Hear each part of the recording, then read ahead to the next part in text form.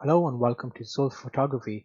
Today we've got a quick review and a look at a camera rig.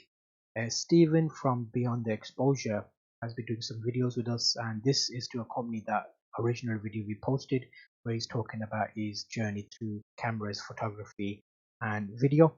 So we've got a special treat now, so we can actually get him to walk through his rig which he uses for video work, and he's going to talk to us about each of the steps and the upgrades that he's got and how he uses them.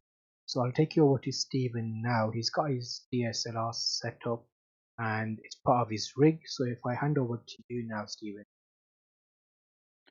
All right, awesome. Thank you so much. So what we have here is kind of my semi run and gun partial interview rig. Right here, it's just starting off. We're going to start with the video monitor. It's a 7-inch Free World Ultra Bright. The reason I went with this field monitor, not only is it really great on the price, it's around $250 depending on where you grab it from.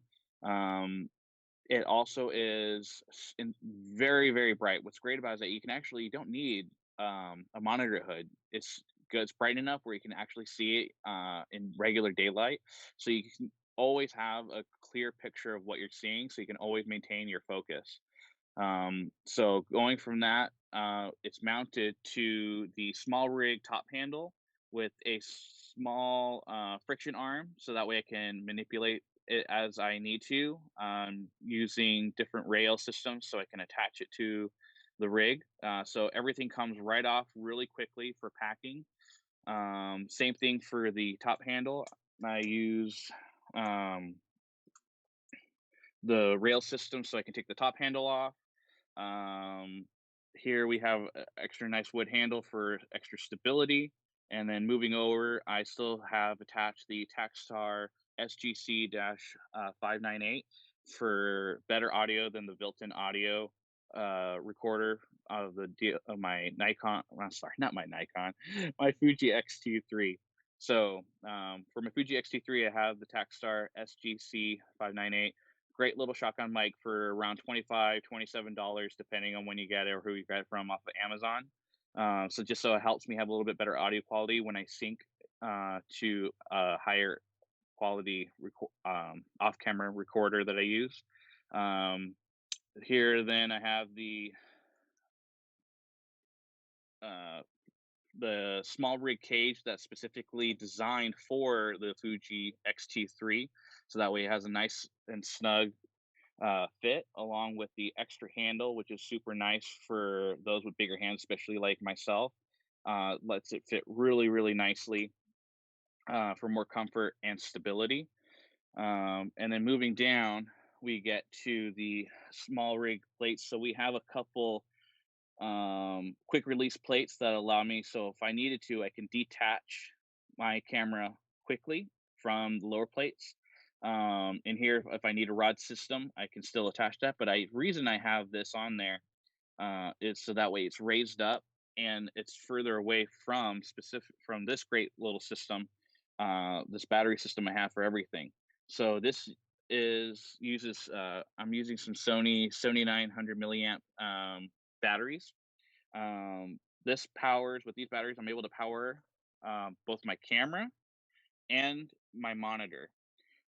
What this does is on this side, this little plate here has a wire that goes to a dummy battery, so that way it charges the battery. And then it also on the other side has a DC power out, so that way from there goes to my monitor, then it powers the monitor itself. So all this really quickly comes apart, breaks down. It has a good amount of weight, so for handheld, it is heavy, but at the same time, weight also helps you add stability, which makes it really nice for handhelding. Not the greatest for running gun per se, but it's still a really great video rig because the what helps is since it is a mirrorless camera, you're getting a great battery life, and the fact that you have a dummy battery in the camera and you're also running power to your monitor, you don't need to worry about two batteries at once. So when this starts to die, even though it lasts quite a while, you can easily pop it off and add an additional backup battery, and you're ready to go within seconds, which makes this super awesome. rig. So a lot of this credit needs to go to Caleb from DSLR Video Shooter. This shooter, I'm sorry, credit goes to Kayla from DSLR Video Shooter. This was kind of his concept that I saw, and I thought, you know what, let me try it out. So I got a lot of the parts that he mentioned, and it's like, let's see how it really is in person. And I mean, I think he really hit the nail on the head. This is a great rig overall. It's something I really like for handheld. It's just the one battery. I'm not taking bunch of Fuji batteries and the battery for the field monitor. So it's just nice to have um, all that built into each other. And what's great too about the monitor, just to touch up back on the monitor, what I really like about it is the fact that it does allow 4K 30 frames a second, so you can get a live view of that. Unfortunately, it doesn't allow 60. That's the one drawback, but you can still do 1080p 60 frames. So if you want to monitor for slow mo, you're still going to get that from this monitor. So being ultra bright, getting slow mo of your footage while you're out and about makes this a really great budget field monitor. Also, it's large size for being a 7-inch monitor. Makes it really easy to see um, and to be able to make sure you're getting your shots in focus, especially if you're a manual focus shooter, along with all the other features that are built into this monitor. That I would, I think a lot of videographers would consider very much staples of a video monitor, such as zebra striping, focus peaking, and all that stuff. And it's like a really So good sweet setup that does nicely set up. Is there a certain order that you followed as you upgraded them, or did you just get everything and put it together? I pretty much got everything put together.